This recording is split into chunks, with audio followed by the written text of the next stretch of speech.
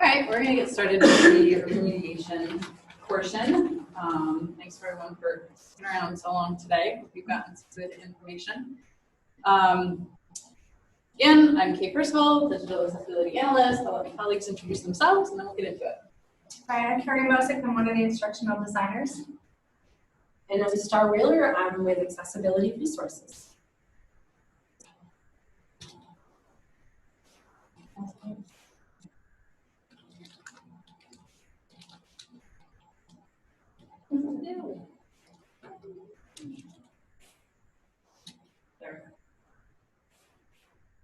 All right, there's our quick contact information, and we can put that up again at the end. If anybody is interested in contacting us, you can also search us on the website and find us. We can't really hide. Much of what each of us do, both individually as job responsibilities and together as a remediation team, is kind of behind the scenes and may not be fully understood by many people. So today we're going to talk a little bit about what we do as part of the remediation team, why we do that, why we evaluate some of the courses. I've already gotten a little bit of a background behind that. Give you a quick introduction to the process as to how we do that, and some tips and things. Again, we've already talked a lot about this, but a few easy tips that you guys can do to help make things a little bit easier for us. So accessibility in its most basic form means to use, obtain, and understand easily and equally.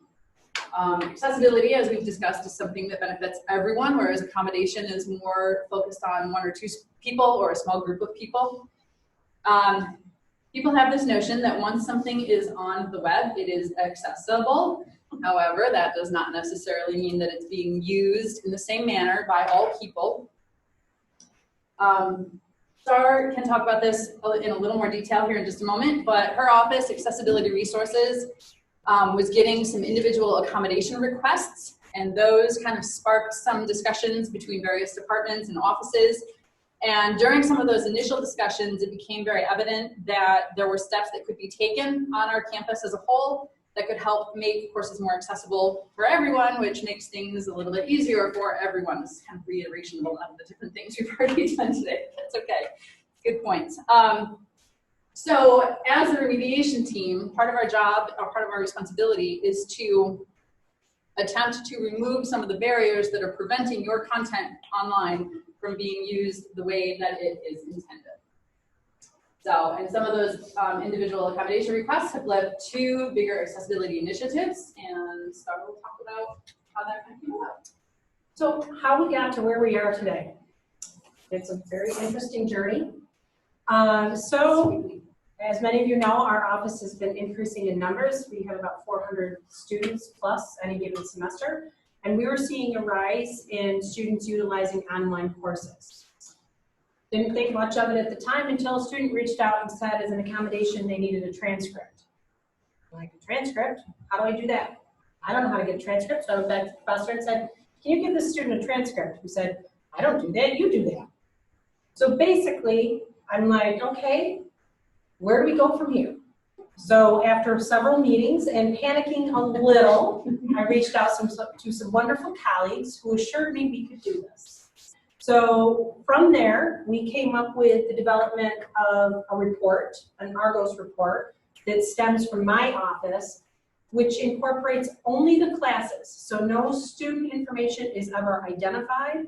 We give, in this Argos report, it's done through Banner. So I place the student information into Banner. It generates this report of which classes need remediation, and then it's sent to my great team here. What's an Argos report? It's just a system. It's a system, so it's taking information from that she enters in, saying somebody needs a screen reader. It's identifying the courses that a screen reader is needed. So Argos is just a system. Yeah. It was just an easy way for us to pull out to figure out, kind of get a jump on accommodations that were being asked for. So somebody who's a lot smarter than I am created like a code to pull this information. So when the student registers with Star's office, this information is pulled and it's created created into a little list which then I can then check to see what courses that student is enrolled in that needs accommodation. So what happens, basically, I enter the information into Banner just based on the accommodation. So it's flagged so that if I enter, if the student needs a transcript, if they need captions, screen reader, any of that, that flags those classes. Okay, so the student, it never matches the student with the class, just the class with that accommodation. So, which is a great system. It's worked very well for us. The problem with that is we've come into I've hit some barriers with it. So this is done as soon as a student registers. The problem with that is that it's at the beginning of the semester a lot of times. A student comes in, and that is our busiest time. I'm the only person in my office that can enter this information into Banner. So that means that everything has to be reviewed, entered into Banner before it can even get to Kate. Also, a student can actually register anytime. So 3 weeks into the semester, a student could come in and register with us, and now it's going to her as, you know, this class needs a screen reader. So it's not a perfect system, but we're working on it, and we've been able to manage it thus far. I think we're doing great, actually. But we still have some things to iron out. But those are a few barriers that I've run into as far as, you know, putting this information into data. And the whole process has been fluid. I mean, like Star said, it kind of started out having initial conversations between departments that may not have otherwise been brought together. And it's like, oh, well, we need this. Okay, well, I can help you with that, so let's get together. And then, you know, there were another couple conversations. Well, I need this. Well, I'm doing this. Rebecca had a few different conversations with people. Oh, I'm working on this. Oh, I'm working on this. Let's get together. So it's constantly kind of evolving. And as we move through things, we're creating this process completely on the fly. None of us have any idea what we're doing other than like, we need to do now. And remember, I have no technology background. I'm only disability. So we're piecing it together bit by bit, and as we are doing so, we are making progress and we're finding little holes. And so as we move along, okay, well, there's this hole that we need to figure out how to do. So that kind of adds into the fluidity of it. And as we go along, we see if we can fill that hole, and then we find what other holes we come along. So it's an ever-changing process, but that's it. Okay, so what ends up happening is Star generates that report, Kate gets it, Kate has a spreadsheet that she puts together, and it identifies that this COM 100 has a student in there that needs accessible something. I get notified through Kate. She sends me a little email and says that this course is there, and I have been serving pretty much as the face of the project. I'm the one that's been contacting the faculty, sending this message that says, oh, by the way, course starts up in a week and we have to change a whole bunch of your content. So it's a tricky conversation. I think that after the 20th version of my letter that I send out, I think I have it somewhat under wrap of how to explain this in an email to say, I truly do need your attention with this, and we're working together. It's not all just on you. We'll work together. So, if I can interrupt for just one yes. second. One thing to note, wording has been very important. Carrie said we go in and we change the content, and that's not exactly that's right. right. That's not correct. I remediate things, but I never ever change any of the content that's within the course. So initially we had a couple of faculty like kind of freak out on us, like you're gonna do what to my course? No, I'm just going in and I'm looking at the overall documents, none of the content. I'm not the content expert. I have no idea what you're talking about in most of your documents that I look at, so I'm not going to change anything. That is a very valid point. So that's really trying to meet everyone with where they are, determine what, how to best explain this. As I said, to get attention, because it does need to be handled right away, but also in a way that it explains it so that there's no confusion. So I discussed in the letter, I discussed about the accessibility initiative, what accessibility really means, which we've talked a lot about today, and also things that I'm looking for, questions about the course. I want to know if there are any videos in the course, if there's any publisher content, how many PDFs are we talking? Documents that will get updated, so the syllabus gets updated every semester. Have you done that yet? Are there going to be any major course changes? Are you going to redesign your course for next semester? These all come into play. Another big thing that we talk about is if you haven't copied your course yet, what shell are you going to be copying it from? Are you going to copy your fall shell, your spring, your summer? We need to know that information so that Kate can get started with it. So a lot of times we get the heads up very early. So if a student decides to register on the first day that they're allowed, of course, if we get that report, Kate will get started on it right away. But that doesn't follow, the faculty's cycle of when they want to, update the course. So just giving us that information so that she can get started. I haven't copied it yet, but I'm going to take it from fall 2019. Perfect. Kate will pull off download all of the documents so that she can get started with that process. So any of that type of information, so after I give the background, I talked about the accessibility initiative. I also give you some ideas of resources that are available. We'll talk about Ally in there and the accessibility website and where to go for some answers if you want to get started on your own. And then the second part of the letter is going in what I need from the faculty in order to proceed forward. So any of that inside scoop is definitely appreciated. The other thing that I really like to mention, I'm learning that not everyone is aware of what content collection is. And within your Blackboard course, content collection pretty much serves as the My Documents of Blackboard. So if you are one that are currently updating current events every semester, if you've had it in your course, there's a chance that it could be in this content collection. And where Kate's pulling her documents from, it's possible that she could pull some really old materials out that no one is using at this point. But because of the way that it's pulled, she wouldn't know that. So that's all that kind of information. It's very helpful, to avoid Kate doing any additional work than what she's doing. And as she was explaining, nobody is touching the actual words in the document. It's the structure of the material so that it will read properly with a screen reader or anything like that. Okay, so that is a bunch of different things that I do, and then I relay all that information over to Kate. Kate and I are constantly talking all the time. Lots of meetings. A lot of times we find it just easier to be sitting in a conference room together. I send my stuff. I send other stuff over to her, and we move forward from there. Once this conversation takes place, I also, that's the other thing. I put Kate right into your course immediately once that letter comes out. All right, so the day I send the letter to you, I write right in there. Kate Percival is in there as a course builder in your course. Some faculty notice it, some, that's what's happening. So that allows Kate to be able to access the documents. Okay.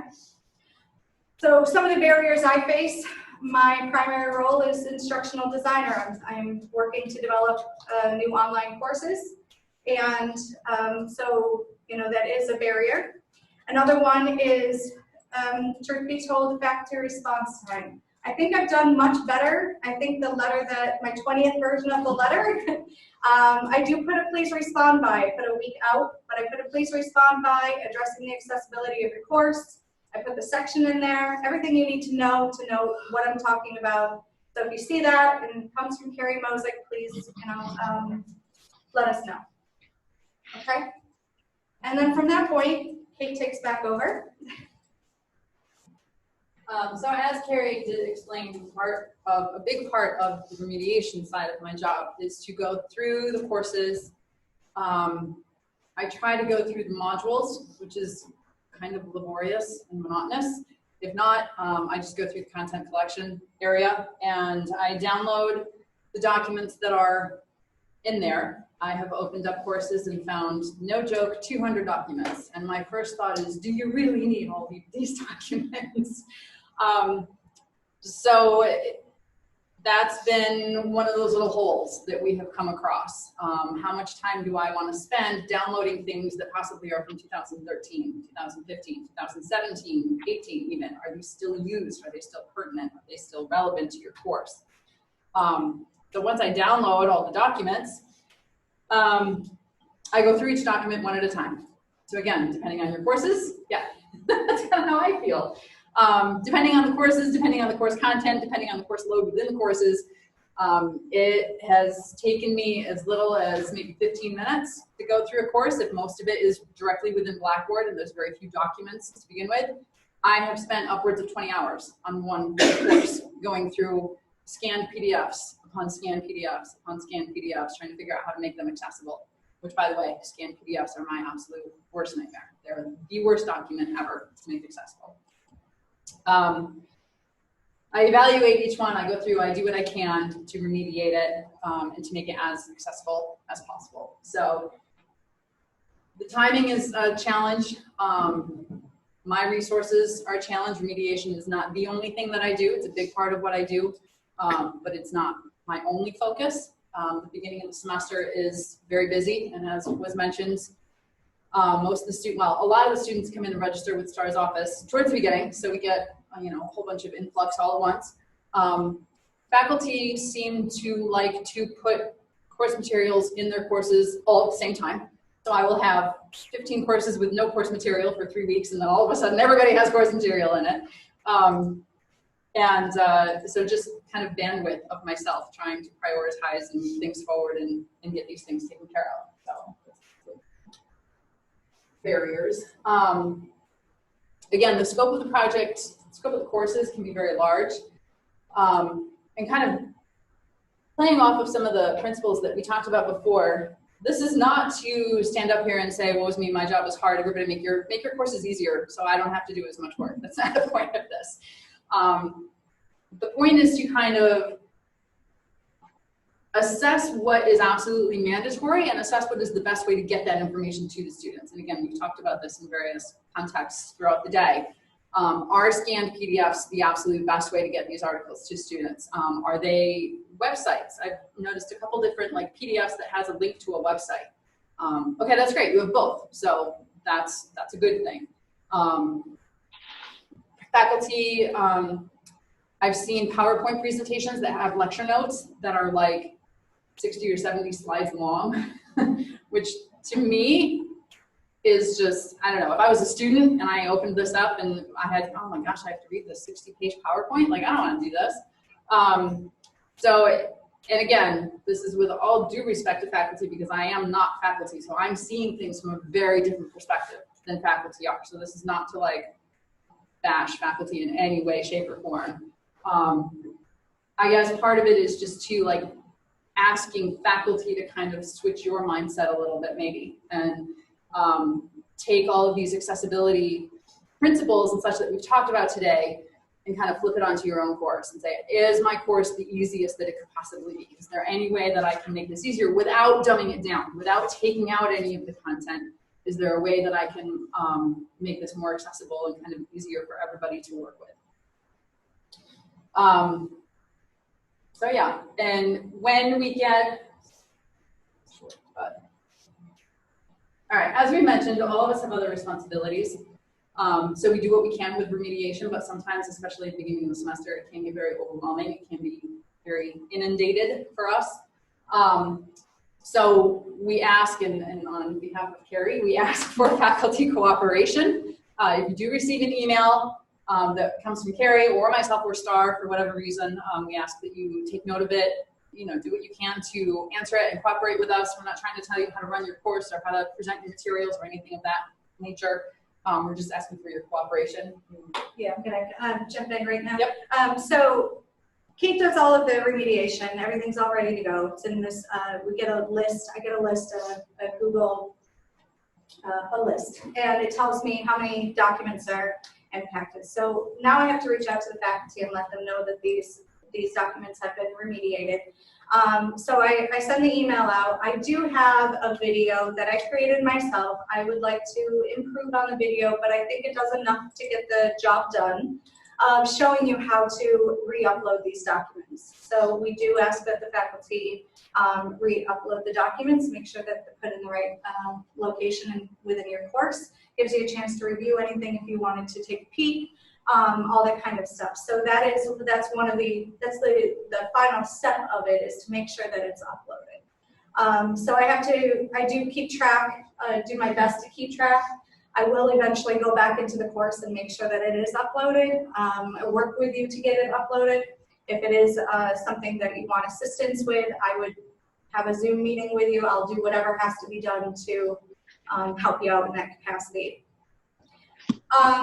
One of the things that I did want to kind of go off topic for just another minute about the PDFs. One of the things that we found out is she kind of mentioned about it being available like through other websites.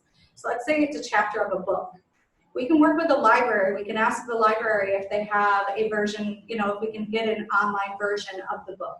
So that's going to be way more accessible than, potentially more accessible than a scanned PDF. So we do really get, you know, there's a lot of directions that we can go with this. So anytime that the faculty is willing to take that step to say, all right, well, you know, these 5 things I'm going to focus on because I think I can find it in another source. It's very helpful to this process. And it just allows Kate to prioritize other instances. Another instance is if there are a lot of documents, we go through and we'll ask you to prioritize. What are the ones that the students are going to be accessing over and over again? So that's definitely been very helpful too. Just had somebody come back and told me these 6. Please do these 6 PDFs. They're going to reference them throughout the whole semester. That's important to know, okay? Compared to maybe an optional reading. So yeah, so there is a lot of back and forth that we go, and that final step of getting it uploaded, but we're not done because we still have one more issue. We want to make sure moving forward that your course stays accessible. That now means that we need to address your summer course, your winter course, and other versions of the course that may be out there. So that's like probably, we're right now working on the students within the current course, but it really should be something that the faculty is thinking about for future versions of the course, so that it does come back up on the list that you'll already be set.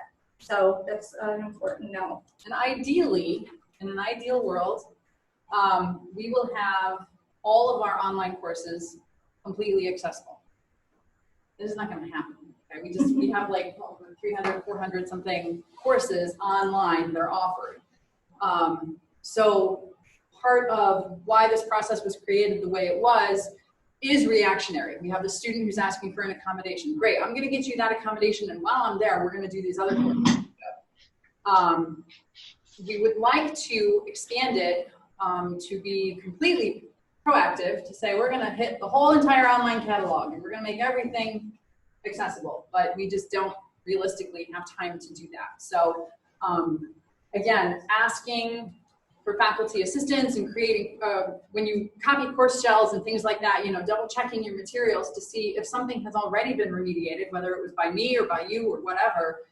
Make sure that those materials carry over, and then that'll be kind of less work in the long run that we have to continue to do, because it's a process that's never going to stop. It's never just going to come to an end. So it's going to be something that we are constantly kind of revisiting and doing and working towards that goal of having as much as we can accessible to as many people as possible.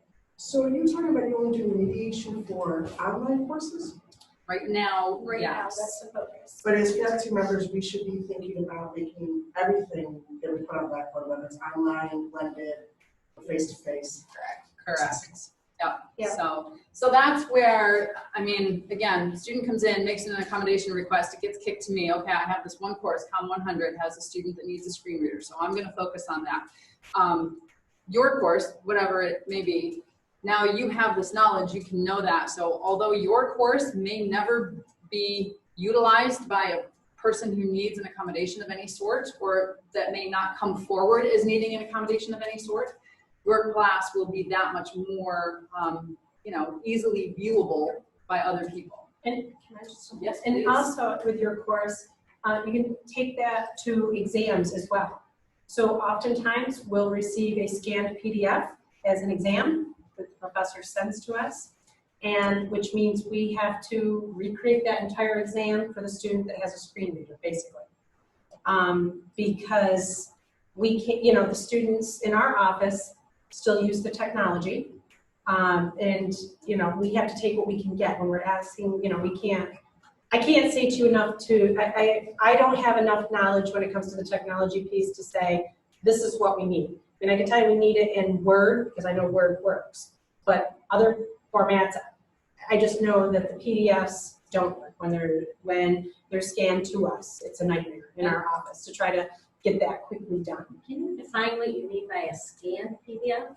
Scanned Is that PDF different than a is, PDF that's created out of a program? yes. Okay. Scanned PDF is like when you take a textbook or a newspaper or something and you run it through a scanner and you get a black and white. It basically turns it into an image, which is like an OCR. Yeah. So the PDFs, like when you create a Word document, like syllabus, and then you export it to Adobe and it creates a PDF. Tagged PDF. To a tagged PDF. Right. That's much different than just the scan, just like a digital copy almost. That's what I thought it was. Yeah. I just wanted to hear. Yeah. So is the Word document that you save as a PDF or tagged PDF, that's usable by a screen reader? That's okay? Mostly yes. Okay. Yes. Yeah.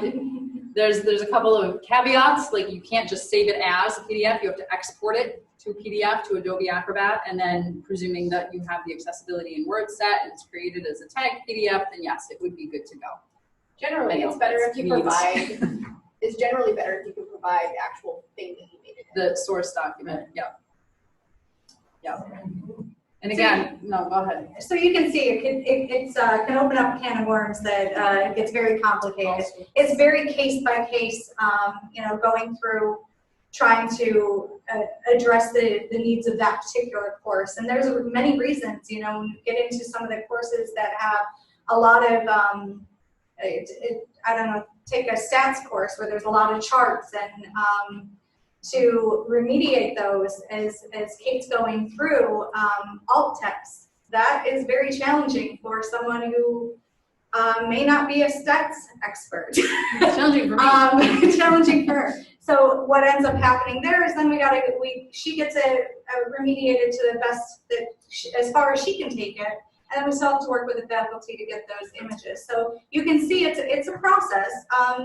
And it really is case by case, and sometimes it's easier just to have a meeting with the faculty. We go through, what the needs are, and other times it's just a matter of, a few different things. It's really a case by case basis. So, go ahead. I did have one more question. I create a lot of my documents in InDesign, so would that be helpful to you to take an InDesign? Probably Tagged not. PDF. Then a tagged PDF. Yeah, there's specific steps that you can take within the InDesign program in order to make it more accessible, and then Right. If I did those steps. How you, Yes. then- how you export and how you export it. Yes, yes. If you do that, and there's a tutorial on the website that goes through InDesign. So if you do that and make it a tagged, export it to a tagged PDF, then yes, it makes it much more accessible, much more easy to work with. It might be helpful to. I don't think we really addressed this, but like why this session was included. But I was just gonna talk about that a little bit. You had a question. We'll answer the question and then I'll go into why.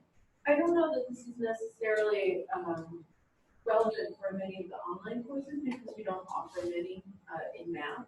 But one of the things that math professors often use scanned PDFs for is to provide on-the-fly solutions or course notes. And it seems like that would be irritating because A, scanned PDF, B, is incredibly short-lived. It's only used for that semester. Next semester, there's going to be new notes. There's going to be a new solution to quiz 5. But then they're also really important for students. So this seems like a problem that hopefully could be solvable by something. So making our campus, our courses more accessible, definitely a journey. Like it's going to be something that's going to take time. And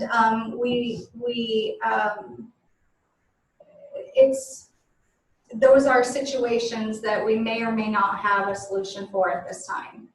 And that we just continue to do the best that we can. That's really what it comes down to. And for us, I know sometimes we've had to pull somebody in to actually be a reader in a room if we can't get it to where it needs to be. I mean, we do what we have to do to make it accessible for that student. And that, I mean, that's a really good question. That's a good example because we have come across things a couple of times. I haven't dealt with a lot of math courses. Like we said, there's not very many online. Yeah, math is kind of my biggest nightmare right now because I know there's just like all these questions that I don't have answers to. And I want to be able to help the students that are in the courses, but I have no idea, you know, how to do that.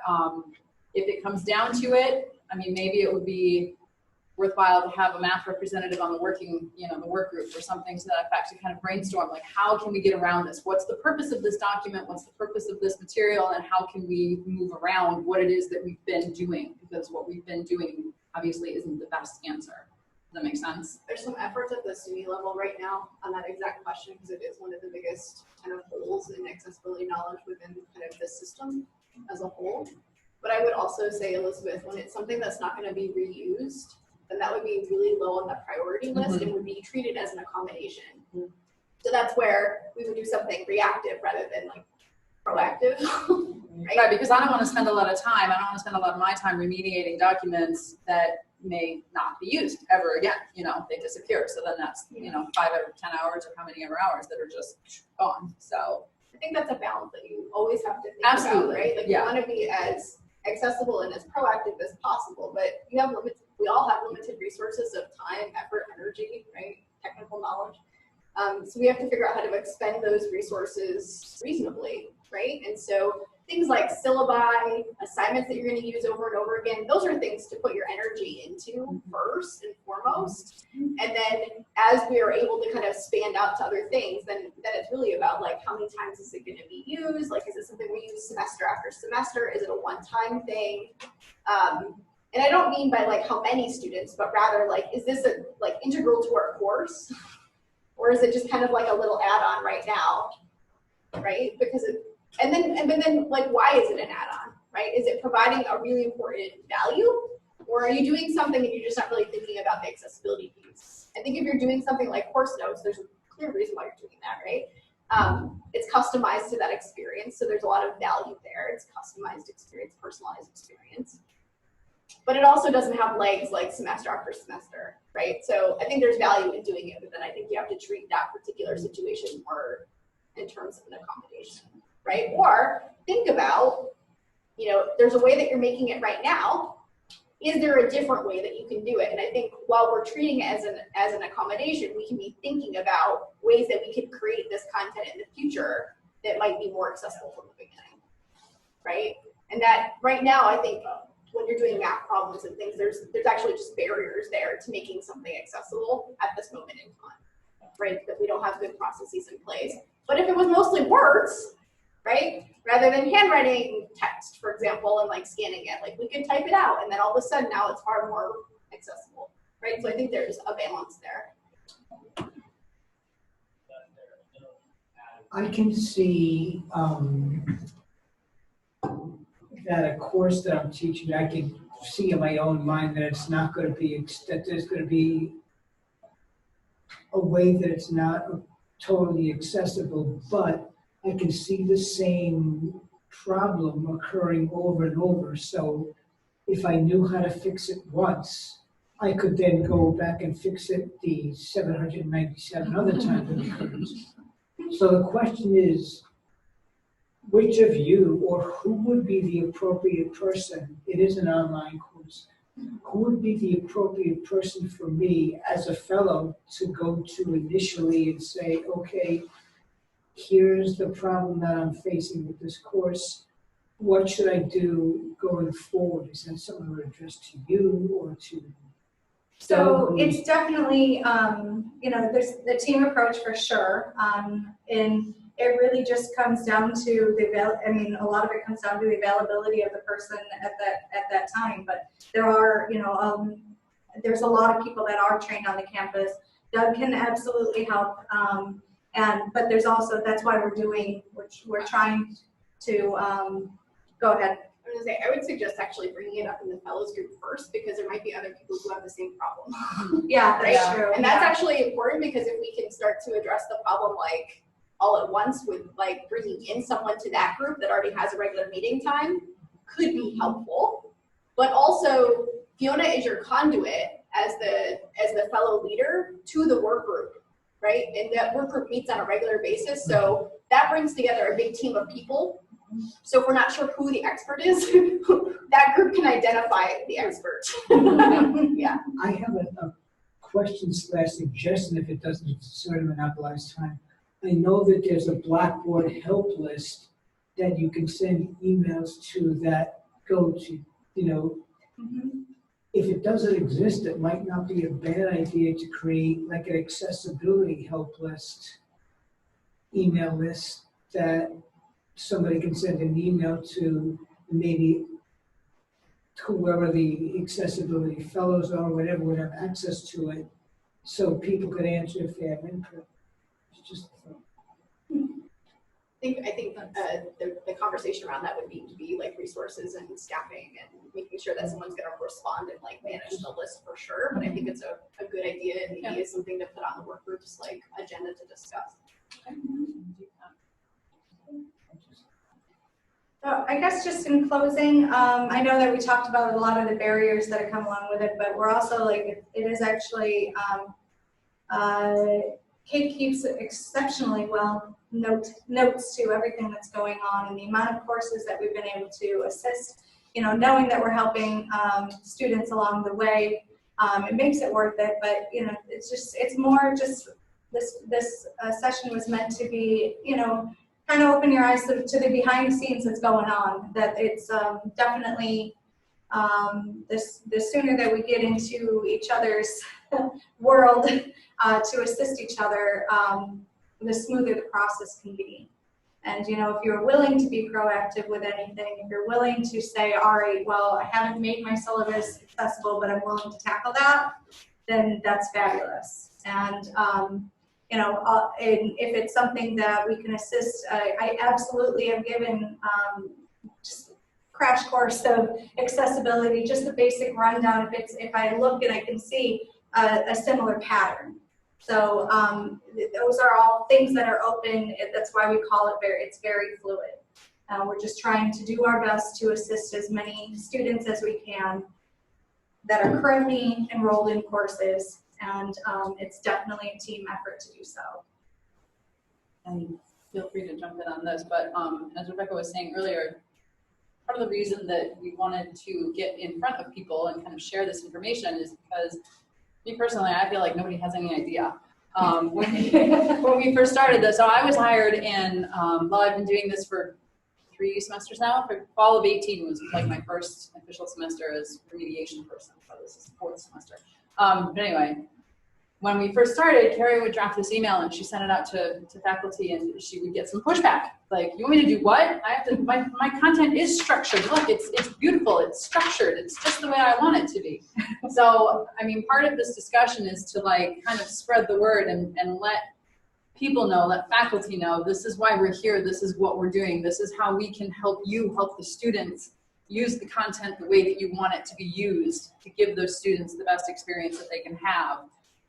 So again, we're not out to like change anything. We're not out to tell you how to teach your course or anything like that, but we're definitely available to answer questions, try to figure out problems. Things are going to pop up that we have not experienced yet. Things are going to pop up that we don't have the answers to, but that's why we have groups like the working group and the fellows. And if we can, present some of those questions to some of these different groups, we might be able to brainstorm together and come up with a decent answer that we can then like incorporate into the process or share out with other colleagues or whatever. But it's just kind of to spread the knowledge and kind of shift that culture and help make things a little bit easier for people. It's also important. You'll notice that the only people that are here right now are actually the fellows and people in the work group, and that's not surprising to us, right? It's likely that you'll get asked questions about Carrie's letter. Like, what is this about, right? Or I heard something about this group.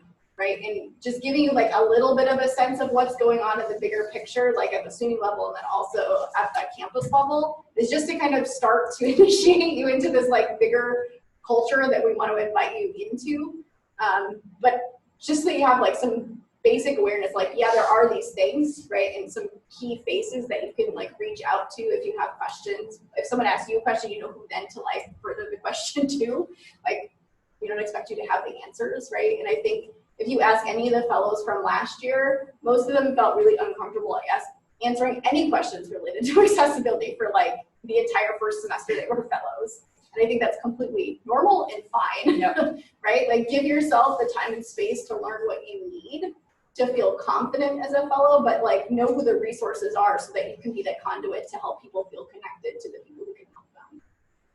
Yeah, so I know, like, especially when we're completely out of cycle of what faculty are doing. So in October 1st, when the first student showed up on, or the first course showed up on the list to say they needed accessible content, I'm sending something out. Nobody is looking at their spring course in October, so I recognize that. So in my letter, I just said, recognizing you're not prepared for winter course yet. This is for winter. Here are the immediate tasks that to complete in order to move this process along. Copy your course into the winter shell as soon as you can. Please make me aware of any major changes you anticipate. Examples include change in textbook, change in current events, PowerPoints, anything like that. Is there anything special I need to know about the course? Is it a hybrid course? Is it, you know, there's just different pieces that we would need to know. And then let me know when the course is copied. And so that's what I'm asking. I put it in it's a numbered list. And then I let them know that I put Kate into the course and she's going to review it and look it over. And I will work with the faculty to get the content back uploaded. So hopefully, but we definitely had a few messages, the structured content. My course is structured, it's very clean. Yep, you're right, it is. And that's that learning curve, like, you know, okay, how can I not use that word and explain it in a way that gets the message across. So it seemed this last time I sent out 13 letters and I had a response of 10 within a couple of days. So that was fantastic, which just tells me I know it's not just my letter. I know it's the culture of the SUNY Oswego that is catching on, that, you know, we know that this is important, that we do need to address it. And also, like, in all honesty, we, you know, with Kate doing this behind the scenes for these courses, that's really helpful, because if you are teaching face-to-face and online, like, you can use, you know, some of this remediated content that wouldn't be available to you if it wasn't an online course. You know, you would be responsible for it. And at this time, that's the way that it works, is that she's making the changes. So, and we hope to kind of push that responsibility. That's not exactly the right phrase. Yeah, we hope to the allow SUNY policy. Yeah, there you go. That's why I said at this time. The SUNY policy is that, like, as a content creator, you're responsible for your content. That is, like, what the SUNY policy is going, like, that has been drafted and released says. Our local campus policy is going to say the same thing. That's in the process of being drafted and shared out. So, right, like, this is a gift, essentially, right? That's like, really that's one of my biggest fears. Like, oh, Kate will just do it. Just send it to Kate. All of a sudden, 30 faculty are sending me things to do. And I'm like, it's really about supporting those students that we actually already know really do need the accessible content. And rather than putting the, like, onus on them to, like, seek it, we're trying to provide it in advance. Yeah. And that's really what this, like, initiative is really about. Yeah, Absolutely. So I'm happy to share my knowledge of remediation and accessible documents in general with anyone who comes asking, because I do not want to be the campus only resource that can remediate courses. She does remediation, but the other part of her job is proactive. Yes, proactive. She does the training and assisting with the training. So again, kind of assisting with that culture shift and mind shift, and, you know, getting other people in the frame of mind of saying, well, this is my content, I have to do it, I'm going to help make this campus better, we're going to help make the student experience better. So goes back to that collaborative effort. You know, if you're willing to, if you can tackle certain aspects, if you already remediated PowerPoints before or familiar enough with it where you could get going on that, and you're just asking for some assistance with the PDFs, you know, that is fantastic. That's ultimately where we're trying to go with it as we move forward. It's also scheduled at a time to, like, balance the technical, like, learning curve of the 2 days. Right? So just a reminder that, like, tomorrow, right, there's some more technical things in the morning. tomorrow morning at 9, I'll be doing a Microsoft Word and PowerPoint workshop. So. And then that leads into, I think, that ally workshop, right? Yes, I Blackboard. believe Kathy is actually. So there's an ally tool that's in Blackboard that you may or may not be familiar with that can help you check some of your content. And so there's that checkers, and like knowing about the checkers available to you in different software will be a theme tomorrow. If you see a little dial that's either angry red or sort of medium yellow or cheerful green, that's the ally. And you'll notice that it's not color alone because there is the positioning Yes. of the dial. Yeah, the sundial, and it just, it's a tool. It is not the end all for it. There are ways to create false positives. You can totally game the tool. What? I said you can game the tool. Yes, you totally can. However, it is a good starting point. If you go through your course right now and look and you see a whole bunch of red or low, like a fuel gauge, I guess low. If you see a bunch of that in there, then that's an indication that the course could use some assistance in becoming more accessible. But don't panic. Yeah, you can't panic about it. It's you take a little chunk and you continue to work on that, and get comfortable doing the Word documents and the PowerPoints. Get comfortable there, and then you can branch out to the next phase and the next phase. And that's kind of the stuff that's covered tomorrow. And then tomorrow afternoon there's captions, right? Yes. And pedagogy and a conversation with last year's fellows to kind of like bring it kind of full circle, right? To kind of get a feel for where to start for the next year. Yeah, so keep track of your questions that come up, whether or not they seem really focused on technical stuff or non-technical stuff. We'll end the day tomorrow with a kind of informal roundtable discussion between fellows old and new. And the way that the fellows program is structured is that, like, in a lot of ways, you guys control the agenda of your fellow cohort. You identify some key things that, like, you really want to work on, or like issues that you want to try to resolve as part of kind of the process, and then we'll try to connect you to the right experts. Okay. Well, thank you all very much for sticking around with us today. Thank you.